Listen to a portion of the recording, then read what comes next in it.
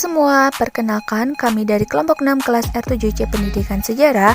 In this video, we will explain about learning media and of course, what learning media our group uses. Tapi sebelumnya jangan lupa like, comment, and subscribe channel YouTube Salsabila Nurul Khalifah. Udah? Oke, let's get started. Dalam proses pembelajaran, guru sangat mempunyai peranan yang sangat penting sebagai penunjang kegiatan pembelajaran dan berperan sebagai pendidik. Diwajibkan mempunyai kemampuan dalam mengelola kegiatan pembelajaran.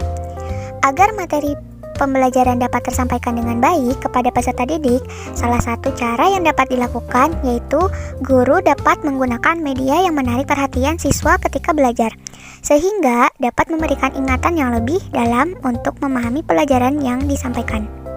Pengertian media pembelajaran. Kata media berasal dari bahasa Latin dan merupakan bentuk jamak dari kata medium yang secara harfiah berarti perantara. Fungsi media pembelajaran menurut Levy dan Lenz ada 4, yaitu fungsi atensi, fungsi afektif, fungsi kognitif, dan fungsi kompensatoris. Macam media pembelajaran dibagi menjadi 3, yaitu media visual, media audio, dan media audiovisual. Later. Dalam penggunaannya, media pembelajaran tidak selalu memakan biaya yang mahal. Banyak media pembelajaran yang murah dan efektif dapat digunakan, baik itu di sekolah yang memiliki sarana dan prasarana penunjang ataupun belum. Media pembelajaran yang kami terapkan dalam pembahasan kali ini adalah media pembelajaran visual, yaitu bulletin board atau papan buletin. Media visual ialah semua alat peraga yang digunakan dalam proses belajar yang bisa dinikmati lewat panca indera visual, yaitu mata. Media visual juga dapat memperlancar pemahaman dan memperkuat ingatan peserta didik. Papan buletin adalah papan yang khusus digunakan untuk mempertunjukkan contoh-contoh pekerja siswa, seperti gambar, bahkan poster dan objek dalam bentuk 3 dimensi. Papan buletin seringkali ditempatkan di aula, kafeteria, dan kantor. Tapi, tempat utamanya ialah di dalam kelas. Umumnya, kegiatan perancangan tata letak dan pemasangan isi pesan dalam papan buletin itu menjadi tanggungan jawab guru dan siswa. 3 hours later. Papan buletin ini tidak dilapisin kain panel atau kertas plano, tetapi langsung ditempel gambar-gambar atau tulis-tulisan. Fungsinya selain menerangkan sesuatu, papan buletin dimaksudkan untuk memberikan kejadian dalam waktu tertentu.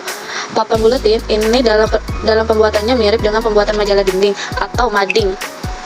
Dalam memahami pelajaran yang diberikan, khususnya memahami materi pembelajaran sejarah, media buletin ini bisa disajikan sedemikian rupa untuk mengemas pembelajaran sejarah yang banyak memuat keterangan-keterangan serta penjelasan materi dapat disampaikan dengan media bulletin board.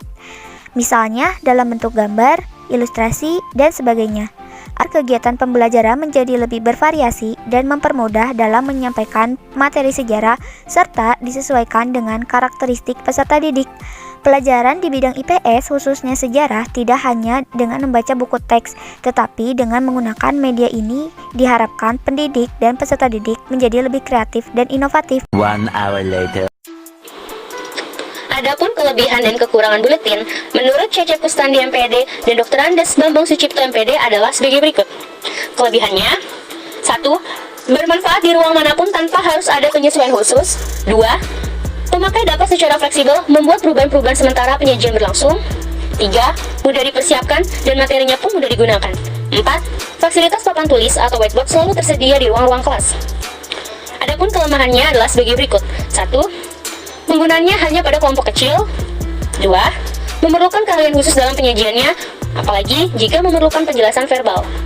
3. Mungkin dianggap tidak penting jika dibandingkan dengan media-media yang diproyeksikan. 4. Pada saat di papan, guru membelakangi siswa, dan jika ini berlangsung lama, tentu akan mengganggu suasana dan pengelolaan kelas. Sedangkan, kelebihan dan kekurangan buletin menurut Dr. Sukiman MPD adalah sebagai berikut. Kelebihannya, 1. Meningkatkan minat belajar dan berkarya pada diri siswa. 2. Menyatukan semangat kelas. 3. Mendorong siswa untuk berkarya dan menciptakan produk berinisiatif memecahkan masalah. 4. Sarana berkompetensi. Adapun kelemahannya adalah 1. Memerlukan waktu yang lama untuk mempersiapkan materi. 2. Memerlukan biaya yang mahal untuk mempersiapkannya. 3. Sukar menampilkan pada jarak yang jauh. Oke teman-teman, selanjutnya adalah pemaparan materi buletin kelompok kami tentang Proklamasi Kemerdekaan Indonesia. Oke, langsung saja, let's check this out. Halo semuanya, ini adalah buletin dari kelompok 6. Buletin kami membahas mengenai materi proklamasi kemerdekaan Indonesia.